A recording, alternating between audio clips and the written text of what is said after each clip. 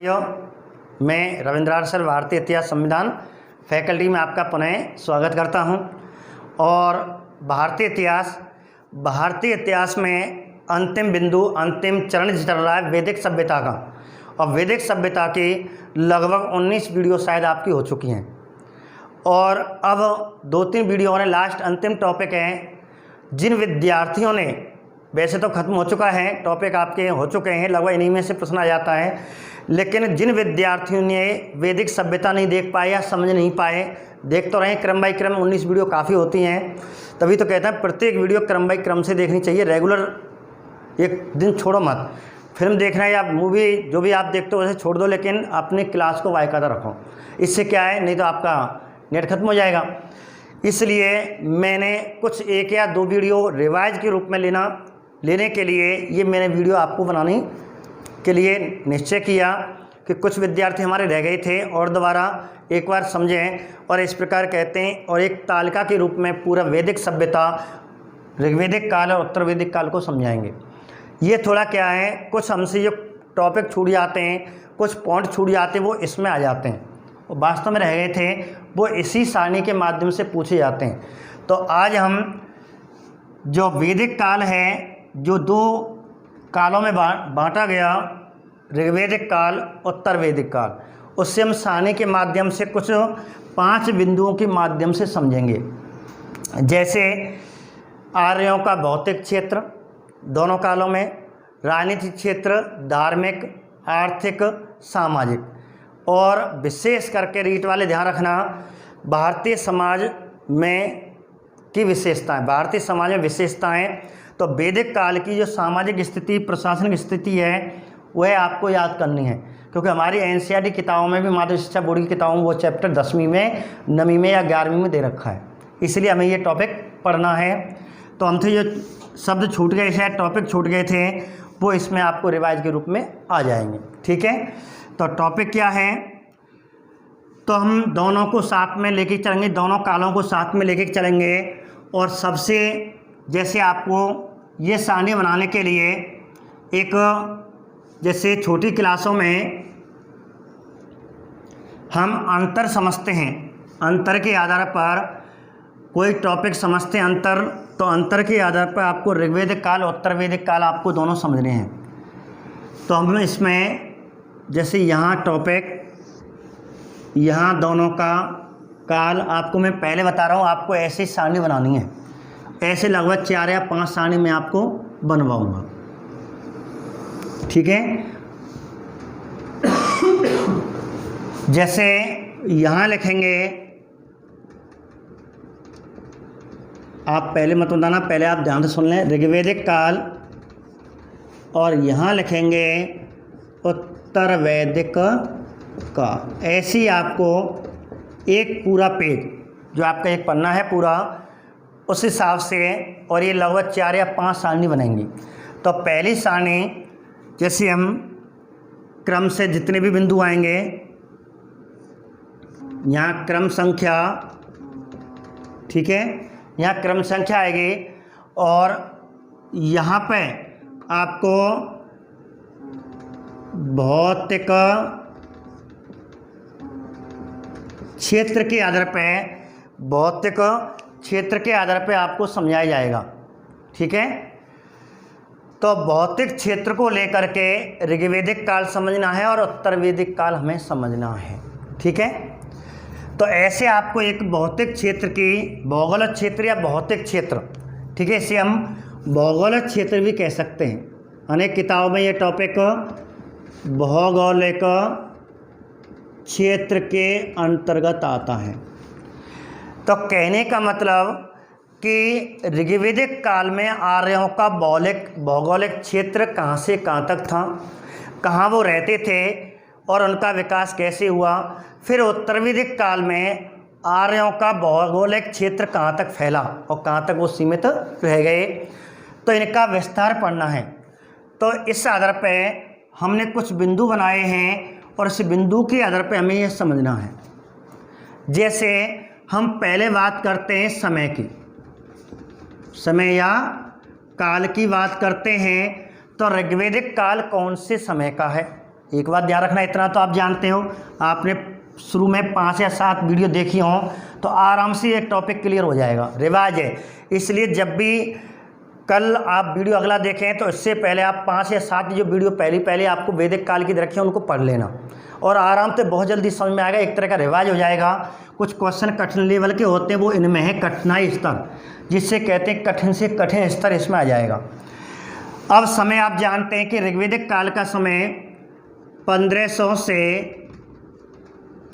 1000 ईसा पूर्व तक था, और यहाँ 1000 से 600 ईसा पूर्व तक का काल उत्तर वैदिक काल कहलाया, और ऋग्वेदिक काल 1500 1000 ईसा पूर्व का काल कहलाया। इतना हम जानते हैं, ठीक है, इन्हें कोई समझाने की आवश्यकता नहीं। दूसरा टॉपिक है वेद या वेदों का संकलन, अर्थात वेदों का संकलन हुआ तो ऋग्वेदिक काल में कौन से 4 वेद आप जानते हैं। पहला वेद ऋग्वेद, तो कहते हैं कि इस काल में ऋग्वेदिक काल में केवल एक वेद का संकलन हुआ था, वह है ऋग्वेद। बाकी 3 वेद जो पूरा वैदिक साहित्य आता है, ऋग्वेद को छोड़ करके पूरा वैदिक साहित्य की रचना उत्तर वैदिक काल में पुराण, आपके सरदर्शन, वेदांग, उपनिषद, वेदांत, वो सब उत्तर वैदिक काल अर्थात वैदिक साहित्य ऋग्वेद को छोड़ करके।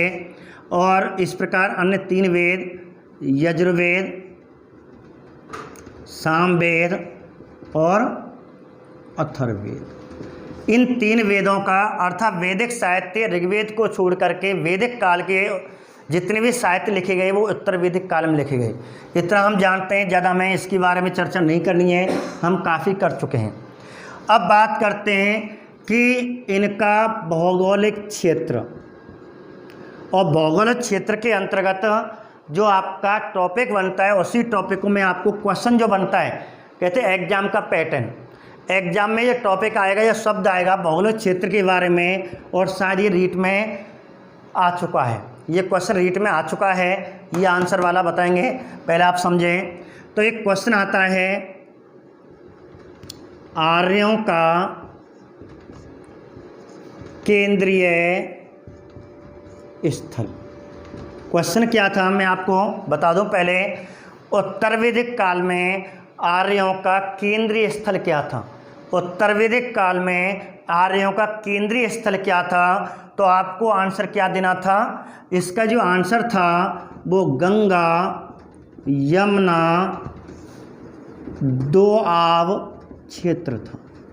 2 नदियों के मध्य का क्षेत्र दोआब कहलाता है, ये आंसर था। कहने का मतलब है क्या, अर्थात आर्यों ने अपना जो भौगोलिक विस्तार है ऋग्वेदिक काल में सप्त सैंधव क्षेत्र से प्रारंभ किया, अर्थात उन्होंने अपना जो कर्मस्थली थी ऋग्वेदिक काल की वो सप्त सैंधव क्षेत्र थी। और लेकिन जैसे यहाँ से फिर आगे समय बीतता गया और उन्होंने अपना जो साम्राज्य का विस्तार था, जो भौगोलिक विस्तार था, वह सप्त सैंधव क्षेत्र से पूर्व की ओर, गंगा यमुना पूर्वी क्षेत्र कहलाते हैं, पूर्व की ओर कहा। और कहते हैं अंत में उन्होंने अपना निवास स्थान और अंतिम अपना जो विस्तार क्षेत्र था वह कौन सी नदी तक, सदानीरा तक। अब मैं आपको, ये तो मैंने कहानी बताई, अब इसे थोड़ी सी विस्तार से कहानी के माध्यम से समझाऊं। क्या था ये, कहा जाता है, जैसे मैं आपको यहीं समझा देता हूं कि आर्य कैसे आए।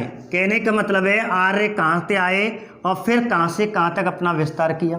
तो कहते हैं हमारे वैदिक काल के आर्यों का जो विस्तार क्षेत्र था सप्त सैंधव क्षेत्र से गंगा यमुना दोआब के क्षेत्र तक था, पहली बार। अब मैं आपको थोड़ा इतिहास समझाऊं इनका क्या था। कहा जाता है जब सिंधु सभ्यता का पतन हुआ और 1500 ईसा पूर्व के आसपास लगभग 240 या 250 लगभग वर्ष के बीच में पता नहीं क्या हुआ, ये बीच में क्षेत्र है। इसके बाद जैसे कहा जाता है, हमारे एक विद्वान हैं जिन्हें वेद पंडित कहते हैं, जर्मनी के मैक्स मूलर जी। जर्मनी के मैक्स मूलर आर्यों का मूल स्थान बताता है, इनके मत को ही प्रमाणित मत माना जाता है। ये कहते हैं आर्यों का जो मूल स्थान था, मैं आपको समझा रहा हूँ, केवल आर्यों का जो मूल स्थान था वह मध्य एशिया था। अब मैं आपको यहाँ से और यहाँ कैसे पहुँचे पूरी कहानी समझा रहा हूँ, केवल समझना, लिखने की आवश्यकता नहीं है। मध्य एशिया कहते हैं मध्य एशिया के थे, और मध्य एशिया में एक पर्वत पड़ता है आल्पस पर्वत, और ये यूरेशिया क्षेत्र में पड़ता है। और ये क्षेत्र कहते हैं इनका जो क्षेत्र था वह रूस, यहाँ रहते थे मध्य एशिया, ठीक है। अब यहाँ से क्या हुआ, चारागाह की कमी हुई, क्योंकि ये गौ दर रखते थे, गाय रखते थे, वेदों के ज्ञाता थे, संस्कृत के महान विद्वान थे। अब ये यहाँ से आर्य लोग यहाँ से चले, रूस से चले, और इनकी दो शाखाएं बट गईं। एक कबीला यूरोप की ओर चला गया, और एक जो शाखा थी आर्यों की वह यहाँ से ईरान की ओर चली गई। अब इसे से हमें मतलब नहीं, क्योंकि भारत में ये शाखा आएगी। यहाँ से आर्य लोग आगे चलते गए और ईरान इराक से होते हुए और फिर पहुँचे ये अफ़गानिस्तान। अपने प्रिय घोड़ा, प्रिय पशु घोड़ा था, मवेशी थे, पूज्य पशु मवेशी था, प्रिय घोड़ा, प्रिय पशु घोड़ा माना जाता है। प्रिय घोड़ा जो इनके घोड़े थे प्रिय पशु के रूप में थे, और गायों को लेकर के अपने भाई घुड़सवार पे आ रहे थे, गायों को अपने इकट्ठा करते हुए चले आ रहे थे। अब इस प्रकार रूस से ईरान, और ये शाखा यहाँ मुड़ गई, ये शाखा तो रूस यूरोप पहुँच गई। अब अफ़गानिस्तान से फिर कुछ समय बाद ये पहुँचे पंजाब, जो भारत का पंजाब, अर्थात भारत पहुँच गए, और यहाँ अपना सबसे पहला स्थान बना लिया। और इस प्रकार कहते हैं मध्य एशिया से, दोबारा सुने, मध्य एशिया से चले, और ये दो शाखाओं में आर्य लोग बट गए। एक शाखा यूरोप पहुंच गई और एक शाखा ईरान पहुंच गई। ईरान से अफ़गानिस्तान गए, और अफ़गानिस्तान कहाँ गए, सिंधु नदी के पास पंजाब क्षेत्र में आए, और उन्होंने अपना निवास स्थान बनाया। तो कहते हैं आर्यों ने भारत में सबसे पहले अपना निवास स्थान किस क्षेत्र में बनाया, तो आंसर पंजाब आएगा। और यदि दूसरा पूछें, यहाँ रुके नहीं थे, यहाँ चलते गए, लेकिन पंजाब से फिर दोबारा गए, और इस प्रकार यहाँ पे तो पहला पंजाब आता, दूसरा अफ़गानिस्तान, ध्यान रखना। आए अफ़गानिस्तान से उतरे पंजाब पहुँचे, पंजाब में निवास स्थान कर लिया, फिर वहाँ से विस्तार करके उल्टे अफ़गानिस्तान गए, और यहाँ से अब उत्तर भारत हो गए रहेंगे।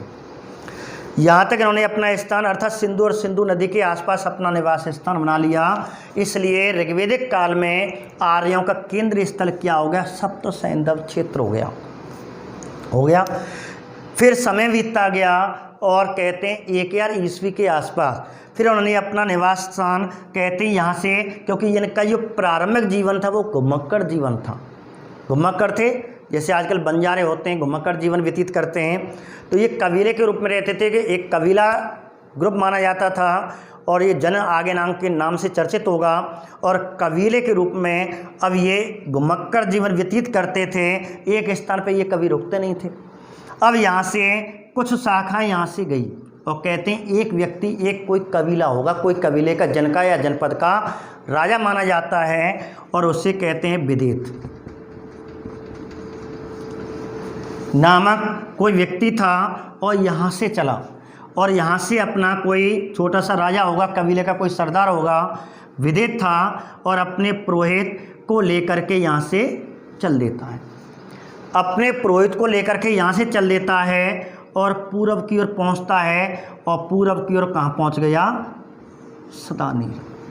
और इस प्रकार आर्य का जो विस्तार था ऋग्वेदिक काल में, जो केंद्रीय स्थल सप्त सैंधव क्षेत्र से उत्तर वैदिक काल में सदानीरा पूरब की ओर बढ़ गया, जिससे कहते हैं पूरा क्षेत्र। सदानीरा का मतलब बिहार वाला क्षेत्र, यूपी बिहार वाला क्षेत्र, जो गंगा यमुना के नाम से जाना जाता है। इस प्रकार ये क्वेश्चन आता है अंत में, पूर्वी जो सीमा थी आर्यों की, पूर्वी सीमा किस नदी तक थी, तो आपको सदानीरा करना है, और पश्चिम में सिंधु तक, सप्त सैंधव क्षेत्र तक, और पूर्व में कहाँ पहुँच गई, सदानीरा तक पहुँच गई।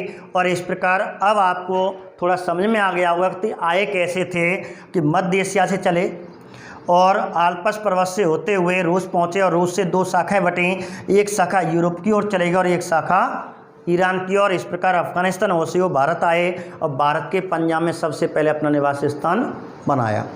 ठीक है, और इस प्रकार कैसे यहाँ से चला और यहाँ से चलती हुई एक व्यक्ति था, कोई राजा होगा विदेत नाम का राजा, और गौतम बाहुगण, पुरोहित का नाम गौतम बाहुगण था, उससे लेकर के और पूर्व में की ओर आगे बढ़ा। और कहा जाता है, एक ग्रंथ मिलता है, इसकी कहानी हमें क्या मिलती है, शतपथ ब्राह्मण में। शतपथ ब्राह्मण ग्रंथ कहता है कि एक व्यक्ति यहाँ से चलकर नर्मदा नदी पार करी, नर्मदा नदी से होते हुए और पूर्व की ओर आगे बढ़ता गया, जंगलों को जलाता गया, अर्थात अपने क्षेत्र का विस्तार कर रहा है, अपने क्षेत्र की स्थापना कर रहा है। और इस प्रकार और आर्यों की जो पूर्वी सीमा थी सदानीरा थी। अब सदानीरा को वर्तमान में इस नदी को क्या कहते हैं, ये किसका नाम है, गंडक नदी कहते हैं, गंगा की सहायक है सब। तो गंडक नदी का प्राचीन नाम क्या था, सदानीरा, अर्थात वैदिक काल में गंडक नदी को सदानीरा कहते थे। तो ऋग्वेद में 2 उत्तर वैदिक कालीन नदियों का उल्लेख मिलता है। ठीक है, और एक कहते हैं उत्तर वैदिक कालीन 2 अन्य नदियों का उल्लेख मिलता है, एक गंडक थी और एक थी रेवा। और रेवा को वैदिक वर्तमान में नर्मदा कहते हैं। तो नर्मदा का प्राचीन नाम पूछे तो रेवा, गंडक नदी का प्राचीन नाम पूछे सदानीरा, और पूर्वी सीमा कहाँ तक रह गई, सदानीरा। ठीक है, ये मध्य प्रदेश गुजरात वाला क्षेत्र है और ये बिहार यूपी वाला क्षेत्र है। और इस प्रकार वर्तमान में पूर्णतः ये ठीक है, बिहार क्षेत्र में सर्वाधिक, बिहार राज्य में सर्वाधिक बहने वाली नदी मानी जाती है। इस प्रकार हमारा ये क्वेश्चन बन गया। और क्वेश्चन क्या बना, तो इस प्रकार ये हमारा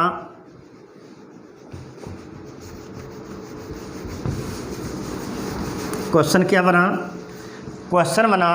अब आपको जो क्वेश्चन बनेगा, ऋग्वेदिक काल में आर्यों का केंद्रीय स्थल सप्त सैंधव क्षेत्र था, उत्तर वैदिक काल में आर्यों का केंद्रीय स्थल गंगा यमुना द्वाब क्षेत्र था। इनकी पूर्वी सीमा सदानीरा तक पहुँची रेवा से होते हुए। इस प्रकार ये क्वेश्चन आ जाता है। उत्तर वैदिक कालीन 2 नदियों का उल्लेख, तो कहते हैं ऋग्वेद में उत्तर वैदिक कालीन 2 नदियों का उल्लेख है। वे कौन कौन सी, नर्मदा और गंडक। नर्मदा का प्राचीन नाम क्या था, रेवा था, और गंडक नदी का प्राचीन नाम सदानीरा था। और ये पूरी जो कहानी सदानीरा के बारे में मिलती है वो कौन से ग्रंथ में मिलती है, शतपथ ब्राह्मण। ये जो विद्यार्थी फर्स्ट ग्रेड की तैयारी कर रहा है हिस्ट्री से, उसको थोड़ा याद रखना है कि विदे कहते हैं, कहानी थी विदे माधव और गौतम राहुगण। विदे आपको बता दूं, माधव और पुरोहित गौतम राहुगण,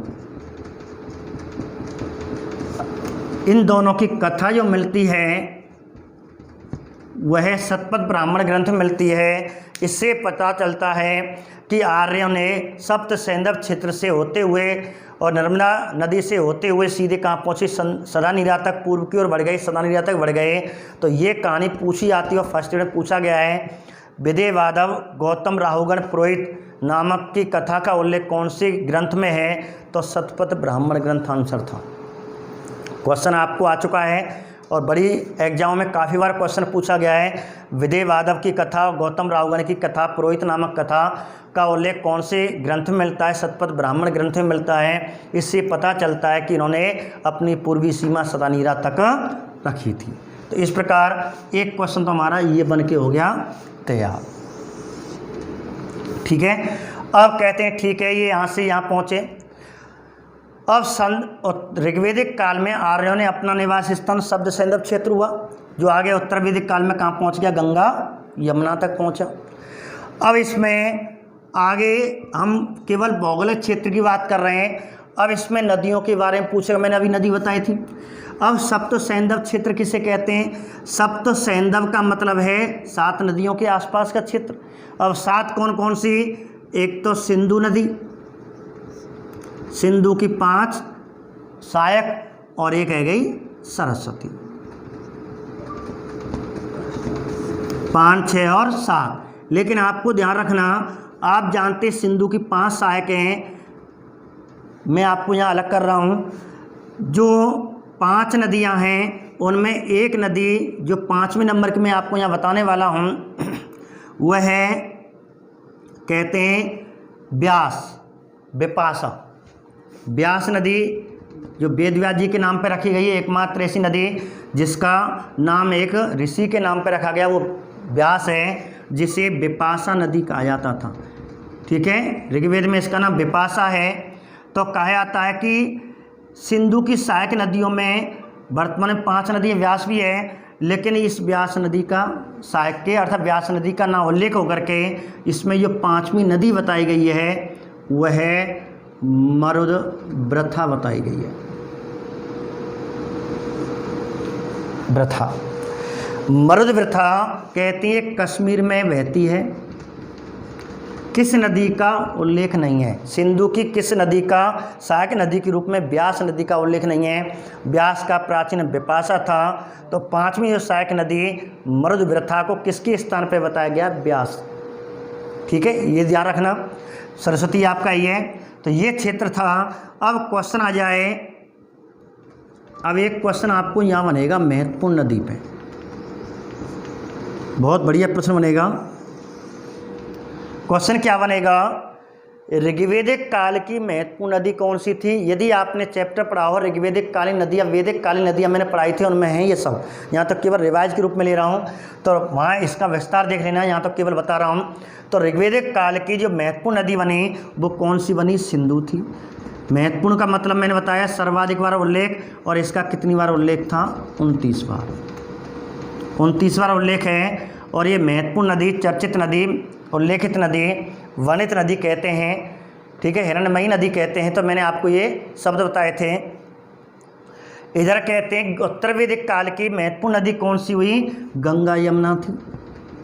और मैंने वैदिक काल की नदी जो वाला वीडियो है उसमें देख लेना, 5 में 6 कौन सी क्लास का वीडियो है, उसमें मैंने आपको बता रखा गंगा का केवल एक बार उल्लेख है। बार बार मत पूछ रहे, बच्चे पूछते हैं कौन से, हमने गुरुजी इसमें 2 देखा, किसी में नहीं है। आपको एक याद करना है कि उत्तर वैदिक काल में जो गंगा नदी है उससे ऋग्वेदिक काल में कितनी बार उल्लेख है। ऋग्वेद में इसका एक बार उल्लेख है, और यमुना का 1, 2, 3 बार उल्लेख है। गंगा 1 बार, और यमुना का 3 बार, यमुना 3 बार, गंगा का 1 बार, और सिंधु का 29 बार, 1 बार।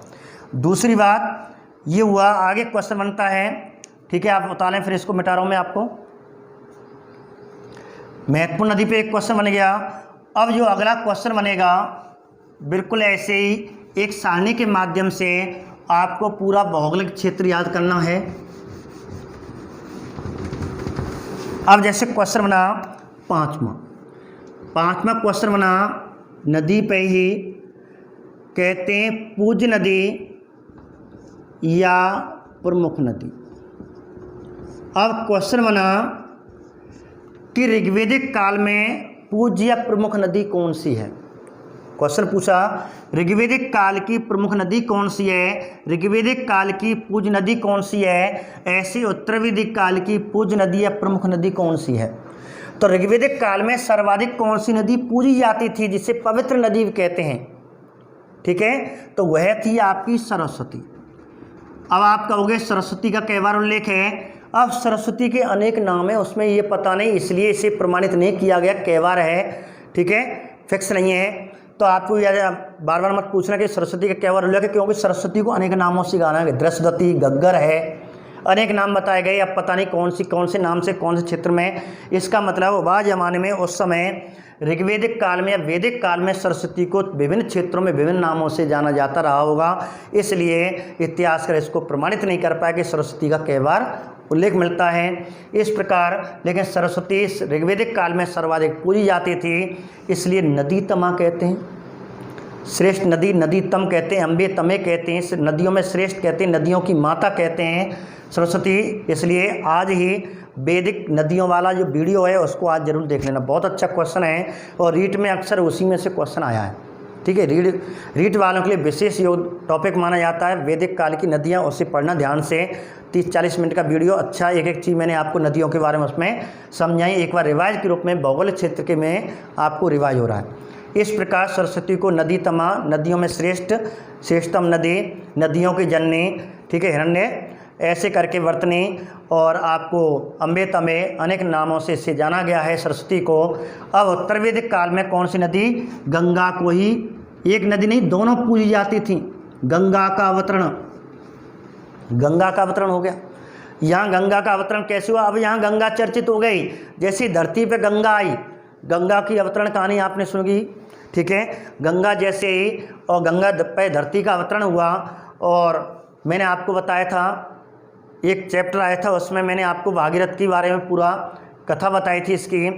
तो गंगा यमुना का, जैसे ही गंगा फिर यमुना का अवतरण हुआ, और बाद में इस प्रकार उत्तर वैदिक काल में गंगा यमुना को पूज्य माना गया, अर्थात प्रमुख नदी हो गई उत्तर वैदिक काल की गंगा यमुना वाली क्षेत्र, और यहाँ हो गई सरस्वती।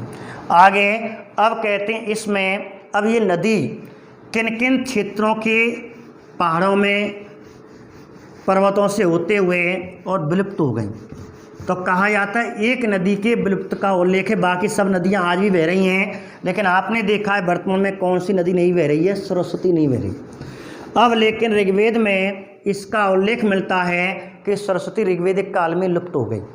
इसका मतलब बहुत पहले ही समाप्त लुप्त हो गई है। ये आज भी हैं, सिंधु आज भी है, अन्य नदी आज भी हैं, लेकिन सरस्वती का विलुप्त होने का उल्लेख ऋग्वेद में मिलता है। और इस प्रकार एक टॉपिक पढ़ेंगे छठा, मरुस्थल। तो ऋग्वेद में सरस्वती के विलुप्त का उल्लेख है। तो आया सरस्वती के विलुप्त का उल्लेख सबसे पहले कौन से ग्रंथ में मिलता है? ऋग्वेद में मिलता है, कि ऋग्वेदिक काल पढ़ रहे हैं, ऋग्वेद में मिलता है। और मरुस्थल कौन सा? एक धन्व मरुस्थल के लिए किस शब्द का उल्लेख हुआ है? पहले आपको ये बता दूं, तो ऋग्वेद में मरुस्थल के धनु शब्द का उल्लेख हुआ है। क्वेश्चन पूछ सकते हैं, रेतीला, टीला, फिलाने का आपने पढ़े होंगे, लेकिन यदि क्वेश्चन आ जाए ऋग्वेद में मरुस्थल के लिए, ज्योग्राफी वाले ध्यान रखना विशेष करके, राजस्थान जीके में ये क्वेश्चन आता है, थार का मरुस्थल हम पढ़ते हैं, भौगोलिक क्षेत्र में पढ़ते हैं। क्वेश्चन आ जाए ऋग्वेद में मरुस्थल के लिए किस शब्द का उल्लेख है, तो आपको धन्व क्षेत्र करना है। और सरस्वती मरुस्थल के क्षेत्र में, और वह क्षेत्र है विंसन, ये विंसन स्थान है मरुस्थल में। कहते हैं वर्तमान में ये पेशावर, कोई कहता पेशावर, कोई कहता भागलपुर।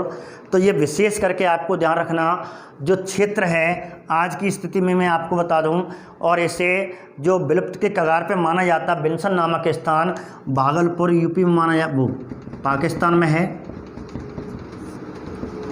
तो पाकिस्तान में भागलपुर नामक कोई जगह है, तो सीधी आपको नहीं पूछेगा विंसन कहाँ पे है, आपको ये पूछेगा कि ऋग्वेद में सरस्वती के विलुप्त का उल्लेख एक स्थान पे है, उस स्थान को कहा गया है, किस स्थान पे इसको विलुप्त का उल्लेख है, तो विंसन नामक स्थान पर।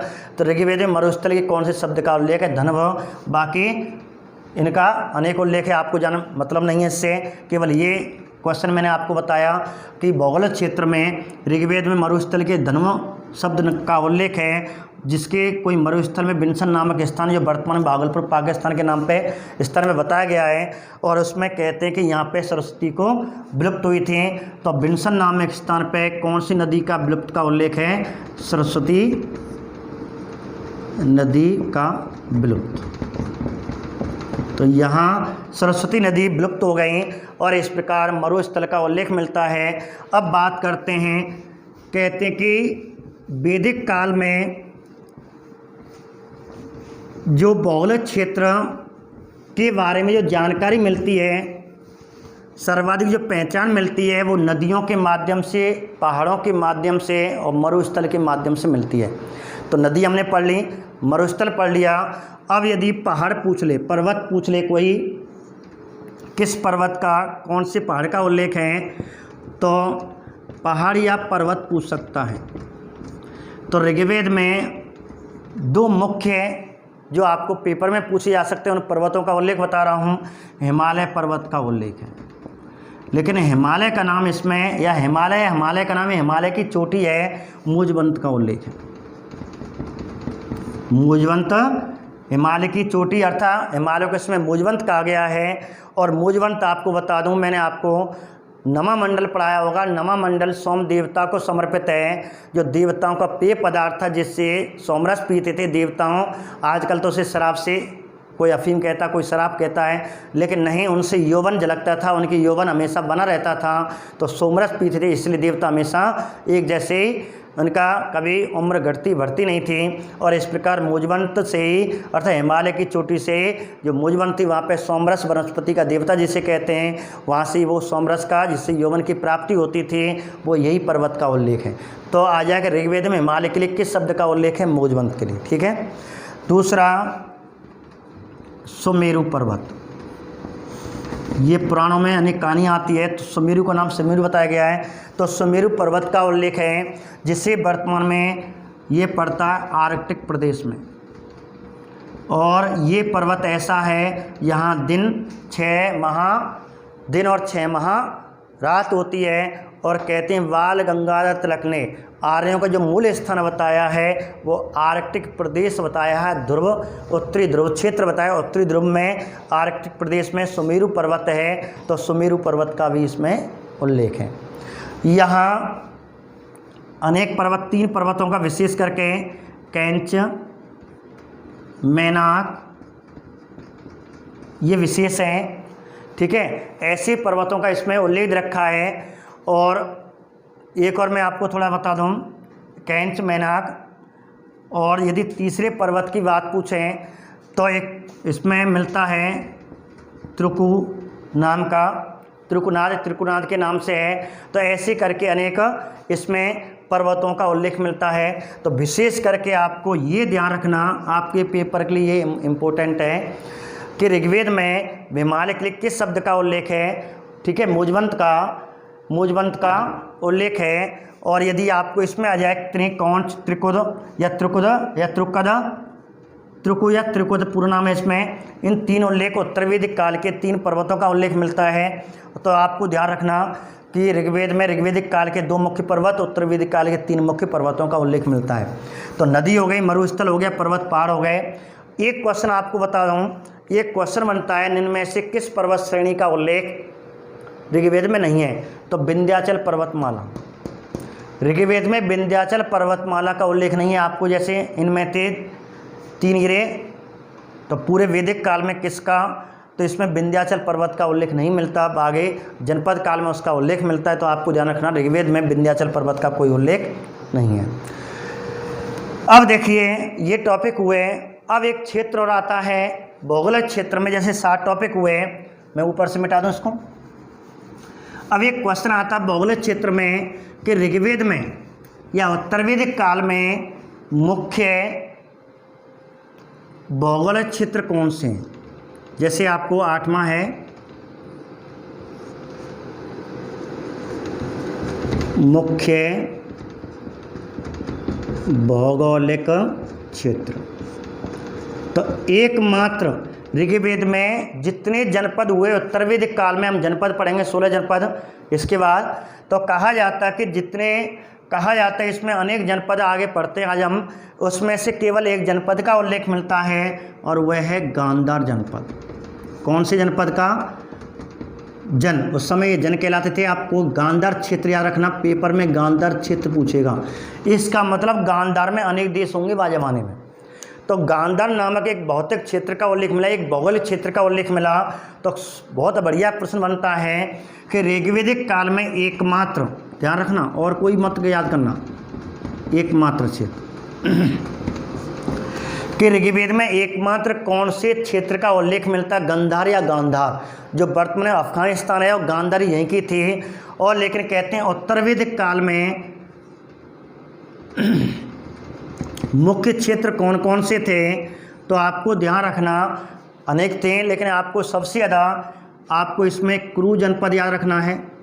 तो क्रू जनपद का उल्लेख ऋग्वेद में नहीं है। अभी हाल में फर्स्ट ईयर पूछा था तो क्रू वाली लाइन गलत थी। ऋग्वेद में क्रू शब्द आया था कि दशराग युद्ध पुरु और कहते पुरु की जगह कुरु कर दिया था। कुरु और सुदास के मध्य हुआ था, तो कुरु के मध्य ना होकर के पुरु के मध्य और सुदास के मध्य हुआ था। कुरु तो कहाँ आएगा? उत्तर वैदिक काल में पुरु यहाँ पे था, पुरु का संघर्ष हुआ था। और इस प्रकार कुरु कहते हैं कुरु जनपद। और कुरु जनपद कैसे बना कि जब भरत कबीला और पुरु कबीला आपस में गढ़ बन जाएंगे, आपस में दो राज्य इकट्ठे हो जाएंगे और एक कुरु वंश की स्थापना होगी। और आपने पढ़ा होगा महाभारत काल में कुरुक्षेत्र, हस्तिनापुर कुरुक्षेत्र वाला क्षेत्र आपने पढ़ा हो।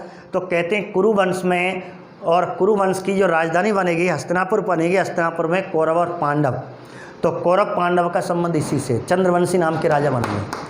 कुरुवंश के राजा चंद्रवंशी नाम के राजा कहलाए और शांतनु नाम का वंशज चलेगा, कौरव पांडव बनेंगे। और कौरव पांडव में आपस में कौन सा महाभारत का युद्ध होगा। और उनकी जो माता थी वो गांधार क्षेत्र की थी, गांधारी। जो उसका मामा था शकुनी, वो गांधार क्षेत्र का था। तो ऋग्वेद में गांधार, इसका मतलब शकुनी मामा का उल्लेख होगा, गांधार क्षेत्र का उल्लेख है। और यहाँ कुरु कहते वंश का उल्लेख है। कुरु जनपद को आपको कहते हैं, दो कबीले जब मिल जाएंगे तो वो जनपद कहलाएंगे। जब एक कबीला एक क्षेत्र रहेगा तो वो जन था, यहाँ जनपद आ जाएगा। आपको जब राजनीति के जीवन बताएंगे आपको ऋग्वेदिक काल का, उत्तर वैदिक काल का, तो राजनीतिक जीवन में आपके जन विष और इनके बारे में बताया जाएगा। तो यहाँ आपको एक ध्यान रखना है, ऐसे एक मिलता है पांचाल, पांचाल मिलता है, इतना ध्यान रखें। बाकी ये तो आपको याद करना है क्योंकि पेपर में, इसलिए मैंने आपको विस्तार बता दिया। कुरु, पांचाल और एक है मगध। तो मगध का उल्लेख ऋग्वेद में नहीं है, लेकिन मगध का उल्लेख अथर्ववेद में है। मगध का उल्लेख अथर्ववेद में है और मगध के नाम से ये, लेकिन मगध के यहाँ लोगों को भ्रात्य कहा गया, भ्राज्य कहा गया। तो मगध के लोगों को भ्रात्य कहा गया। अथर्ववेद में मगध का उल्लेख उत्तरवैदिक काल मिलता है, लेकिन मगध शब्द का उल्लेख ऋग्वेद में नहीं मिलता। लेकिन कहा जाता है कि एक नाम मिलता है और वह है कीकक। कीकट कहते हैं ये मगध क्षेत्र था। लेकिन यदि आ जाए मगध क्षेत्र का, मगध राज्य का उल्लेख ऋग्वेद में नहीं है और हाँ तुलना की गई है, शायद कीकट ही मगध होगा। तो इस प्रकार ऋग्वेद में मगध के लिए किस शब्द का उल्लेख है? कीकट शब्द का। और उत्तरवैदिक काल में मगध शब्द का उल्लेख केवल उत्तरवैदिक काल में, ध्यान रखना, कन्फ्यूजन हो जाएगा। दोबारा सुने, क्वेश्चन कैसे बनेगा कि ऋग्वेद में मगध के लिए कौन से शब्द का उल्लेख है? कीकट। या मगध का उल्लेख सबसे पहले उत्तरवैदिक काल में अथर्ववेद में मिलता है और अथर्ववेद में मगध के लोगों को क्या कहा गया है? तो आपको भ्रात्य कहा गया है। ठीक है, इतना ध्यान रखना, बाकी आपको ज़्यादा नहीं पढ़ना है। दोबारा सुन ले, क्वेश्चन क्या बनेगा? क्वेश्चन बनेगा ऋग्वेदिक काल में एकमात्र भौगोलिक क्षेत्र कौन सा था? गांधार क्षेत्र। मगध का कोई उल्लेख नहीं है। हाँ, मगध के लिए एक कीकट शब्द का उल्लेख किया गया है। मगध का उल्लेख उत्तरवैदिक काल में मगध के लोगों को भ्रात्य कहा गया है अथर्ववेद में। और कुरु और पांचाल कहते हैं उत्तरवैदिक काल के बहुत ही आर्यों का जो मुख्य राज्य क्षेत्र बताएगा पांचाल बताएगा, पांचाली। देखो, गांधारी के छोरा कौरव, जो कुरुक्षेत्र हस्तिनापुर के राजा, और कौरव पांडव हुए। आगे कौरव पांडवों के और पांडवों की रानी का नाम पांचाली, तो पांचाल देश की थी पांचाली। ठीक है, तो इस प्रकार ये आज हमने ये क्षेत्र पढ़ा। और एक भौगोलिक क्षेत्र, भौतिक क्षेत्र या भौगोलिक क्षेत्र जो ऋग्वेदिक काल या उत्तरवैदिक काल का जो भौगोलिक क्षेत्र था उसके बारे में हमने एक तुलनात्मक रूप से अध्ययन किया। और मात्र 2 मिनट आपको समझा रहा हूँ मैंने ये टॉपिक क्यों पढ़ाया रिवाइज के रूप में। क्वेश्चन क्या बनेगा? नंबर 1, ऋग्वेदिक काल का समय 1500 से 1000, उत्तरवैदिक काल का समय, ठीक है, 1000 से 600 ईसा पूर्व। यहाँ ऋग्वेदिक काल में केवल ऋग्वेद का संकलन हुआ, यहाँ अन्य वेदों का संकलन हुआ, इसलिए उत्तरवैदिक काल कहा गया। दूसरी बात कि ऋग्वेदिक काल में आर्यों का केंद्रीय स्थल सप्त सैंधव क्षेत्र था। ठीक है, उत्तरवैदिक काल में गंगा यमुना क्षेत्र था। और महत्वपूर्ण नदी ऋग्वेदिक काल की सिंधु थी, जबकि उत्तरवैदिक काल की गंगा यमुना थी। ऋग्वेदिक काल की पूज्य नदी या प्रमुख नदी सरस्वती थी, जबकि उत्तरवैदिक काल की कौन थी? गंगा यमुना थी। इसके बाद कहते हैं महत्वपूर्ण जो भौगोलिक क्षेत्र था गांधार क्षेत्र था। और यहाँ जो जनपद के रूप में 2 आपस में जन प्लस जन बराबर जनपद, तो कुरु वंश, कुरु जनपद, पांचाल, मगध जनपद। इस प्रकार मगध के लिए व्रात्य शब्द व्रात के लोगों के लिए किया गया, लेकिन मगध का उल्लेख अथर्ववेद में सबसे पहले मिलता है, लेकिन ऋग्वेद में मगध के क्षेत्र के लिए कीकट शब्द का उल्लेख मिलता है। तो ऐसे करके हमने ये शब्द पढ़ा। और आपको यदि एक और क्वेश्चन आपको पूछें, जैसे प्रमुख कबीला, भाई भौगोलिक क्षेत्र की बात कर रहे हैं, तो आपको एक क्वेश्चन बन सकता है। इसमें क्वेश्चन क्या बनेगा, ऋग्वेदिक काल का प्रमुख कबीला, कबीले का मतलब जन, ठीक है। एक कबीला जो मकर जीवन जीता है, स्थायी हो जाएंगे वो जनपद कहला जाएगा। जब स्थायी एक कबीला स्थायी रूप से रह जाएगा, जनपद के नाम से चर्चित होगा। तो ये जन, ऋग्वेद में जन शब्द का उल्लेख है। अब ऋग्वेदिक काल में का मुख्य कबीला कौन सा था, तो आपको ध्यान रखना भरत जन था, भरत कबीला था, कबीला लिख देता हूँ मुख्य। और उत्तर वैदिक काल में जो मुख्य कबीला माना जाता है वह कौन सा था, तो यही आएंगे कुरु कबीला, कुरु जनपद के नाम से, बाकी यही पुनः लौट के आ जाएंगे। और कहते हैं कि मैंने आपको बताया था जहाँ भरत लड़ा था, और भरत और किस में युद्ध हुआ था, यहाँ पुरु कबीले में लड़ाई हुई थी। और आप जानते हैं भरत का यहाँ एक युद्ध बताया गया था मैंने आपको, दशराग युद्ध, और दशराग युद्ध का उल्लेख ऋग्वेद के 7वें मंडल में है। और किस नदी के किनारे हुआ था, आपको रिवाज के रूप में बताऊं, रावी नदी। रावी को क्या कहा गया, परुष्णी नदी, जो आपके पेपर में रीट में और फर्स्ट ईयर में भी पूछा गया है। दशराग युद्ध किस नदी के किनारे हुए, तो फर्स्ट ईयर ने पूछा था, रीट में पूछा रावी का प्राचीन नाम क्या था, परुष्णी नदी, और यहाँ हुआ। और मैंने आपको 7वें मंडल में इसकी पूरी कहानी बताई थी। राजा, तो भरत का राजा कौन था, भरत का राजा सुदास था, और अन्य 10 राजाओं का कबीला। और पुरु वंश का राजा, कहते हैं कि पुरु जनपद के मध्य युद्ध हुआ था, राजा सुदास और पुरु के मध्य युद्ध हुआ। बाद में ये उत्तर वैदिक काल में दोनों का एक संघ बना, और किस वंश के नाम से चर्चित हुआ, कुरु। और कुरु से ही, और कुरु कहते हैं, और यहाँ पे कुरु वंश हस्तिनापुर यहाँ की राजधानी बनेगी। हस्तिनापुर में युद्ध होगा जिसे महाभारत युद्ध कहते हैं। इस क्षेत्र को लेकर के, महाभारत हस्तिनापुर को लेकर के कौरव और पांडवों में युद्ध होगा। और इस प्रकार कौरव पांडव में युद्ध होगा हस्तिनापुर को लेकर के। और हस्तिनापुर के राजा कुरुवंश के राजा थे, जो चंद्रवंशी राजा, आगे शांतनु वंश की पीढ़ी मानी जाएगी। तो इस प्रकार कहते हैं कि ऋग्वेदिक काल की जो महत्वपूर्ण घटना वो दशराग युद्ध है, और उत्तर वैदिक काल की जो महत्वपूर्ण घटना वो महाभारत युद्ध है। ये भी क्वेश्चन आपको यहाँ बन सकता है कि उत्तर वैदिक काल की महत्वपूर्ण घटना महाभारत युद्ध माना जाता है, ऋग्वेदिक काल की महत्वपूर्ण घटना दशराग युद्ध माना जाता है। दशराग युद्ध रावी नदी के किनारे, ये पंजाब क्षेत्र पूरा, कुरुक्षेत्र हरियाणा क्षेत्र में हुआ था, पंजाब हरियाणा क्षेत्र था, पूरे सप्त सिंधु क्षेत्र में पूरा युद्ध हुआ। और इस प्रकार आपको ये क्वेश्चन भी आपको यहाँ तैयार होता है। और इस प्रकार हमने लगभग 8-9 टॉपिकों में, और ये ऋग्वेदिक काल या वैदिक काल का भौगोलिक क्षेत्र पढ़ा। आगे हम अब राजनीति कैसे करेंगे, अब ये क्या करेंगे, यहाँ स्थायी रहने लग जाएंगे। यहाँ पे तो यहाँ पहले अस्थायी रहते थे, जर रहते थे, लेकिन यहाँ स्थायी रहने जनपद आ जाएगा।